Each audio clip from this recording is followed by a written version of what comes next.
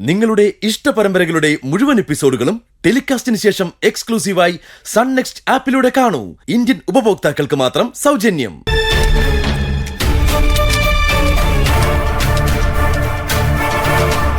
നടക്കങ്ങോട്ട്.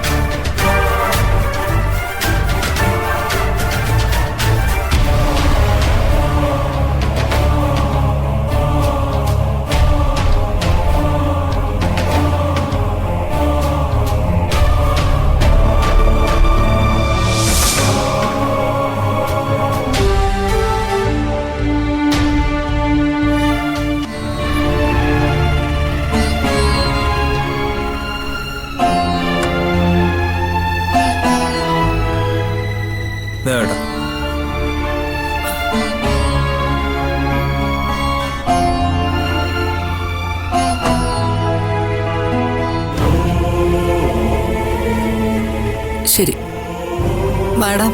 ആ എന്താ? ഞങ്ങള് റാണിയൊന്ന് കാണാൻ വന്നതാ. ആ ഇവിടെ നിക്ക്, വിളിക്കാം.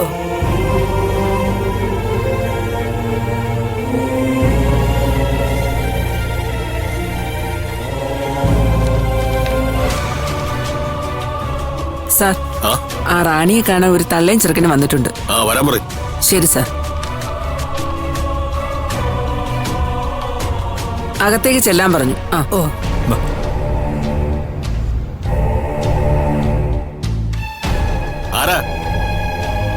റാണി ഒന്ന് കാണാൻ. നിങ്ങൾ ആരാന്നാ ചോദിച്ചേ? ഞാൻ അവളുടെ അമ്മയോ അമ്മുമ്മയോ? വളർത്തമ്മയെ സാറേ.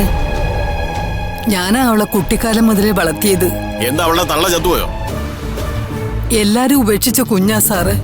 ആ കുഞ്ഞിനെ എനിക്ക് വളർത്താൻ കിട്ടിയത്. അപ്പൊ തള്ളയുടെ വളർത്തു ദോഷമാണ് മകൾ കെട്ടിയിരിക്കുന്നല്ലേ സാറേ? അവളൊന്ന് കാണാൻ. നീ ഏതാണ് ഇറക്ക?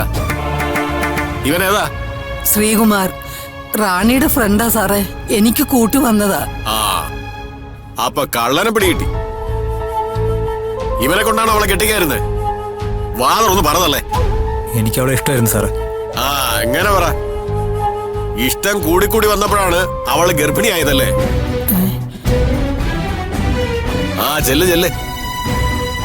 വളർത്തമ്മയും കാമുകനും കൂടെ ചെന്ന് കാണ്. ഡോ, ഇവരെ ആ സെല്ലി കിടക്കുന്ന റാണി ഒന്ന് കാണിക്കും.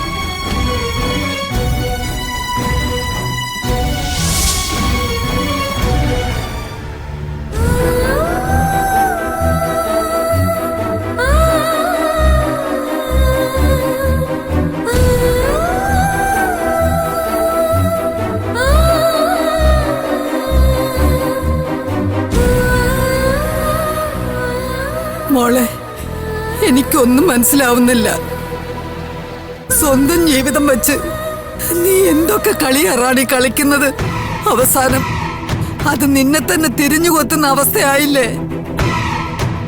അല്ലെങ്കിൽ തന്നെ കാര്യങ്ങൾ കൂടുതൽ വഷളായിക്കൊണ്ടിരിക്കുക. അന്ന് തട്ടയുടെ വെച്ച് നീ കുത്തിയുയർത്തനില്ലേ? അയാൾ മരിച്ചു. ഇനിയിപ്പോ കൊലപാതക ശ്രമമല്ല, കൊലക്കുറ്റം തന്നെ നിന്റെ പേരില. അതും കൂടി ആകുമ്പോ ശിക്ഷ എന്താണെന്നറിയോ? അറിയാം. ഇനിയുള്ള ജീവിതത്തിലെ പ്രധാനപ്പെട്ട കാലം ഇവിടെ തന്നെ കഴിയേണ്ടി വരും. ആ സമയായി.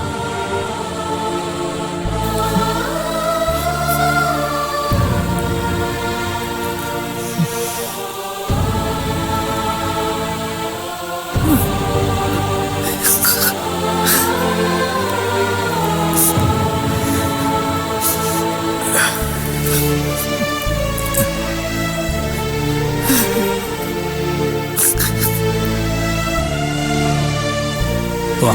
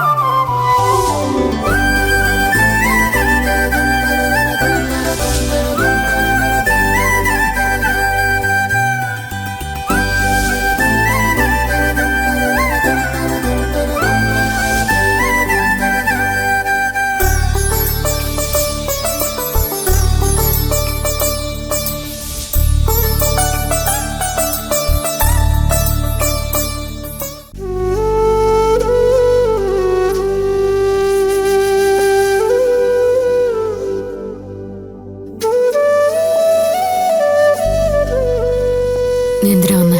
വരരുതെന്നാ കരുതിയത്, പക്ഷെ മനസ്സ് വന്നില്ല. നീ ഈ വിവരം അർജുനെ അറിയിക്കണ്ടെന്ന് സീതമ്മയോട് പറഞ്ഞു. 5 വയസ്സ് വരെ കുഞ്ഞമ്മയുടെ കൂടെ ഇവിടെ വളരും. അതിനുശേഷം ഏതെങ്കിലും ശിശുമന്ദിരത്തിലേക്ക് മാറ്റും. അത്രയും കാലത്തെ ജയിൽ ജീവിതവും അവിടെയുള്ള ജീവിതവും കൂടെ ആകുമ്പം ആ കുഞ്ഞിന്റെ മാനസികാവസ്ഥ എന്താവുമെന്ന് നീ ആലോചിച്ചിട്ടുണ്ടോ? നീ അനുഭവിച്ചതിനേക്കാൾ വലിയ ട്രോമയിലോടാവും ആ കുഞ്ഞും കടന്നു പോവുക. നിന്നേക്കാൾ വലിയൊരു ക്രിമിനലിനെയാണോ നീ ഈ ഭൂമിയിൽ വളർത്തിയെടുക്കാൻ പോകുന്നത്? എനിക്ക് എന്റെ കുഞ്ഞിനെ നന്നായിട്ട് വളർത്തണം ശ്രീ. ഞാൻ അനുഭവിച്ചതൊന്നും ഈ കുഞ്ഞ് അനുഭവിക്കരുത്. എന്റെ വഴി ഞാൻ തീരുമാനിച്ചു കഴിഞ്ഞതാ. ഞാൻ ഇവിടുന്ന് പുറത്തു കടക്കും. പക്ഷെ അതിനു മുമ്പ് എന്റെ കുഞ്ഞിനെ ഞാൻ പുറത്തു കടത്തും. അതിനുള്ള സാഹചര്യങ്ങളൊക്കെ ഞാൻ ഒരുക്കി കഴിഞ്ഞു. എന്നുവെച്ചാ ആദ്യം പറയുന്ന കേക്ക. തൽക്കാലം കഴിയാനുള്ളൊരു സ്ഥലം ആദ്യം നീ കണ്ടെത്തണം. അതിനുശേഷം ഞാൻ പറയാം എന്താ വേണ്ടെന്ന്. എനിക്ക് വേണ്ടതൊന്നും ജീവിതത്തിൽ എനിക്ക് കിട്ടിയിട്ടില്ല. എന്റെ കുഞ്ഞിനങ്ങനെ ആവരുത്. എനിക്കൊന്നും മനസ്സിലാവുന്നില്ല. പൂജയുടെ അർജുന്റെ ജീവിതത്തിൽ ഒരു കരടായി ഞാനുണ്ടാവില്ലെന്നേ ഞാൻ പറഞ്ഞിട്ടുള്ളൂ. അതിന് അവരെന്താണ് ചെയ്യേണ്ടതെന്ന് ഞാൻ പറഞ്ഞിട്ടില്ല. നീ പൊയ്ക്കോ, ഞാൻ പുറത്തിറങ്ങിയിട്ട് നിന്നെ വിളിച്ചോളാം. എന്ത് ചെയ്യാനാണ് നിന്റെ പ്ലാൻ? ജയിലിൽ ചാടാനാണോ? റാണി, അബദ്ധമൊന്നും കാണിക്കരുത്. ഇവിടെ കിടന്ന എന്റെ കുഞ്ഞിന് വേണ്ടത്ര പരിചരണോ ശുശ്രൂഷയോ കിട്ടില്ല. അതുകൊണ്ട് ഇവിടുന്ന് പുറത്തു കിടക്കാനുള്ള വഴി ഞാൻ നോക്കും. ഇവർക്ക് എന്നെ ആശുപത്രിയിൽ എത്തിക്കേണ്ടി വരും. അവിടെ വെച്ച് നമ്മൾ കാര്യങ്ങളൊക്കെ പ്ലാൻ ചെയ്യും. എല്ലാം ഒപ്പിച്ചു വെച്ചിട്ട് കമ്മീഷണർ അങ്കിൾ അപ്രത്യക്ഷമായതുപോലെ എല്ലാം നേടിയെടുത്തിട്ട് ഞാനും അപ്രത്യക്ഷയാവും. ആർക്കും കണ്ടെത്താനാവാത്ത സ്ഥലത്ത് ഞാനും ജീവിക്കും. റാണി, നീ ഇപ്പോഴും മൂഢസ്വർഗത്തിലാണ്. അങ്ങനെയൊന്നും നിനക്ക് പെട്ടെന്ന് മാറി താമസിക്കാനാവില്ല. നീ എവിടെ ഉണ്ടെങ്കിലും പോലീസ് നിന്നെ കണ്ടെത്തും. പോലീസിനെ കണ്ടെത്താനാവാത്ത എത്രയോ പേര് എവിടെയൊക്കെ ജീവിക്കുന്നുണ്ട്. ഇന്ത്യ വലിയൊരു രാജ്യമാണ് ശ്രീ. അത് പിന്നെ നീ ഒന്നും പറയണ്ട. ചെല്ല ചെല്ല നീ ചെല്ല.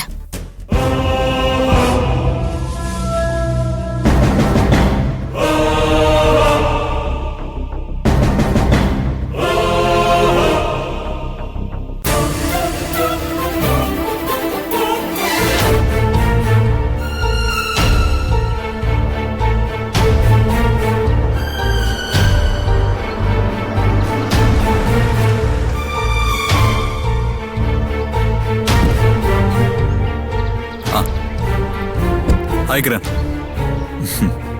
എന്താ ഇവിടെ വെച്ച് കാണാന്ന് പറഞ്ഞു? ഞാനവിടെ ഓഫീസ് വഴിയാണ് വന്നത്. അവിടെ വെച്ച് കാണാറുന്നല്ലോ. എനിക്കിവിടെ പോലീസ് ക്ലബില് ഒരു മീറ്റിംഗ് ഉണ്ടായിരുന്നു. ഇന്നിനി ഓഫീസിലേക്ക് പോകാൻ സമയം കിട്ടില്ല. അതുകൊണ്ടാ ഇങ്ങോട്ട് വരാൻ പറഞ്ഞേ. മാത്രമല്ല വളരെ പേഴ്സണലായിട്ട് പറയേണ്ട ഒരു കാര്യമാണ്. എന്തു പറ്റി? ജയിലിൽ നിന്ന് ഒരു ന്യൂസ് ഉണ്ടായിരുന്നു. ജയിലിൽ നിന്നോ? അവളവിടെ എന്തെങ്കിലും കുഴപ്പമുണ്ടാക്കിയോ?